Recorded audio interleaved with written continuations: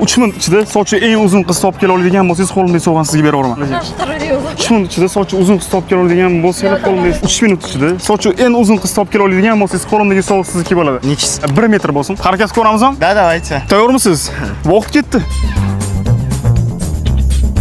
30 sekund ketyapti. Bola nari burchidagi bitta do'konga kirib ketishdi. Menimcha o'tda haqiqatda qizlar ko'paydi. Подходит?